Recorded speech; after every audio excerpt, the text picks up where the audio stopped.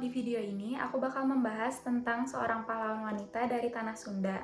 Beliau bernama Raden Dewi Sartika yang lahir di Cicalengka 4 Desember 1884 dan meninggal di Tasikmalaya pada tanggal 11 September tahun 1947 pada usia 62 tahun.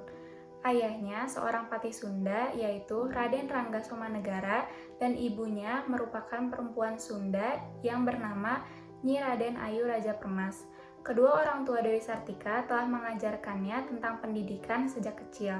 Meskipun hal tersebut bertentangan bagi seorang perempuan, ia hanya sempat bersekolah di Eerste Klasse School sampai kelas 2. Orang tua Dewi Sartika merupakan pejuang kemerdekaan Indonesia. Sayangnya, mereka mendapat hukuman diasingkan ke Ternate oleh pemerintah Hindia Belanda. Kemudian, ia diasuh oleh pamannya yang merupakan kakak kandung dari ibunya, seorang patih di Cicalengka bernama Arya. Pengasingan ayahnya dianggap sebagai aib, karena itu Dewi Sartika diperlakukan berbeda. Ia mendapat banyak pekerjaan rumah dan tinggal di kamar belakang sebagaimana seorang pelayan. Dari pamannya itu, beliau mendapatkan ilmu tentang kebudayaan Sunda, sementara wawasan kebudayaan Barat didapatkannya dari seorang nyonya asisten residen warga negara Belanda. Lalu, Dewi Sartika kecil yang sudah menunjukkan minat di bidang pendidikan suka melakukan permainan di balik gedung kepatihan. Dia sering memainkan sekolah-sekolahan, mengajari berlatih baca tulis dan bahasa Belanda kepada anak-anak pembantu di kepatihan. Papan bilik kereta kandang, arang, dan pecahan genting menjadi alat bantu belajar bagi mereka. Seringkali Dewi Sartika diminta membacakan surat cinta temannya. Waktu itu, perempuan dianggap cukup bergantung pada jaminan hidup dari ayahnya atau suaminya saja. Dari situlah, jiwa Dewi Sartika bergejolak ingin melihat kaumnya jadi pribadi yang mandiri. Pada 16 Januari 1904, Dewi Sartika mulai mendirikan sekolah untuk kaum perempuan yang bernama Sekolah Istri. Ketika pertama kali dibuka, sekolah istri hanya memiliki 20 murid wanita. Di sekolah itu, para wanita tidak hanya sekedar belajar membaca, menulis, dan berhitung. Mereka turut belajar menjahit, merendah, dan belajar agama. Sekolah istri hanya memiliki 2 ruang kelas, sedangkan jumlah wanita yang ingin bersekolah terus meningkat. Alhasil, ruang kelas ditambah dengan meminjam sebagian ruang kepatihan Bandung.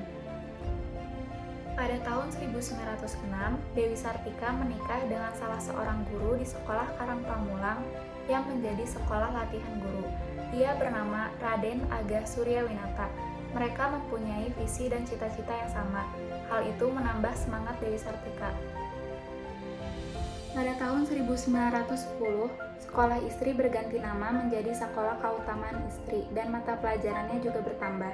Sekolah tersebut terus mendapat perhatian positif dari masyarakat. Namun masyarakat yang mendaftar terus bertambah setiap harinya. Karena ruang kepatihan Bandung yang telah dipinjam sudah tidak cukup lagi, sekolah dipindahkan ke tempat yang lebih luas. Pada tahun 1912, sudah ada 9 sekolah yang tersebar di seluruh Jawa Barat. Kemudian, pada tahun 1913, berdiri pula organisasi Kautamaan Istri di Tasikmalaya. Organisasi ini menaungi sekolah-sekolah yang didirikan oleh Dewi Sartika. Pada tahun 1929, Sekolah Kautamaan Istri diubah namanya menjadi Sekolah Raden Dewi, dan oleh pemerintah Hindia Belanda dibangunkan sebuah gedung baru yang besar dan lengkap.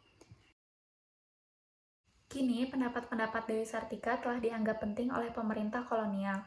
Atas jasanya, pemerintah Hindia Belanda menganugerahi bintang jasa pada Dewi Sartika.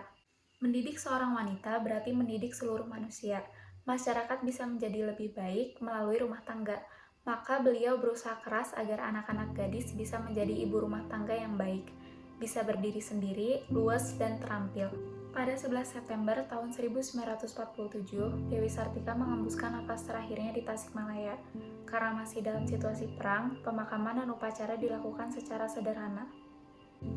Pemakaman Cigagadon yang ada di Desa Rahayu, Kecamatan Cineam, adalah makam dari Dewi Sartika.